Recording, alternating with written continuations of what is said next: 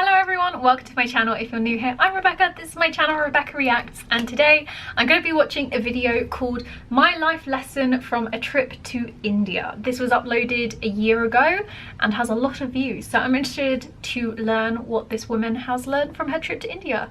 If you have any other videos you want me to react to, please put the links to them in the comments below.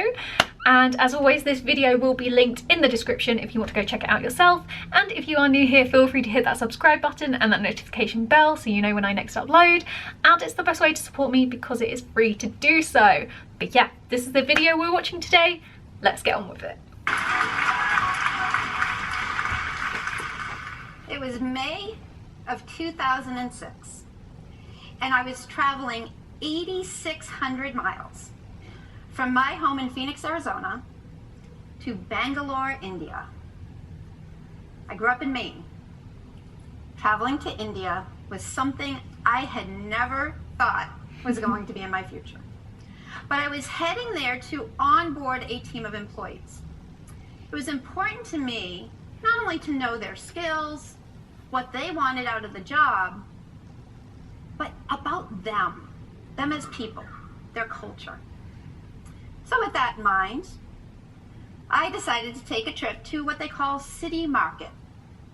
Now, City Market in Bangalore, India, can best be described as an assault on all of your senses. It's not a tourist destination. In fact, they kept looking at me incredulously when I said, I really want to go there. They're like, no. An assault on the senses. Sights I had never seen before, bright colored fruits and spices, lots of people. Smells, not all of them are great. There was a lot of livestock around, and did I mention it was May and really, really humid. So crowds of people, all these scents, all these smells, all of these noises that I had never experienced in my life. It was a little overwhelming, to be honest. I kind of stuck out like a sore thumb. So when I spied over in the corner of the market this alcove, this concrete alcove that not only offered some shade, but it also offered a beautiful visual. See, it was in this basement-like structure that the ladies were sitting there stringing flowers together, making leis for the temple. These colors in these flowers was absolutely amazing. And the smell of the jasmine in the air was incredible. And they sat there and they delicately strung these together. And as I was walking by and looking at them, one woman caught my eye. You see, she caught my eye because she was probably older than my grandmother. And I thought, oh my gosh, she's sitting on that hard concrete floor, little bent hands, stringing these flowers for rupees. She had no teeth. She had probably nothing. So I unzip my very fancy fanny pack, as American tourists do, and I pull out my rupees. She doesn't speak English. I don't speak Hindi. So the international sign for, hey, I want to buy your things, right? And she looks at me up and down, and she goes, devastated. I'm so embarrassed that I'm backing away from her into my guide, and I say, Danny, my guide, I did something to offend her. Can you please go make it right?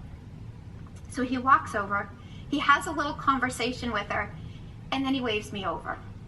And she gets up and she picks the most beautiful jasmine lei I've ever seen. And with her arthritic hands, she pins it in my hair. And again, unzip the fanny pack. And I said, I don't understand. Danny said, Belinda, you picked her. You honored her by wanting her flowers. Your debt is paid in full. That moment changed my life because I realized I had gotten it all wrong. I was a child of the 80s. I was climbing that corporate ladder. Next title, next promotion, corner office. I had it all wrong.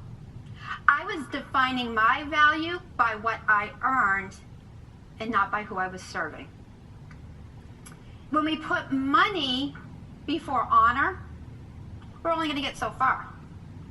But when we truly serve from our hearts, the people who honor us with their time, their trust, their money, we will be abundantly rich.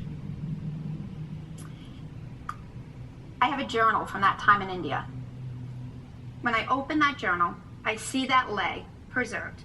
Flowers are now brown and wilted, but they are my constant reminder of a woman who had nothing, yet was the wealthiest person I have ever met in my life.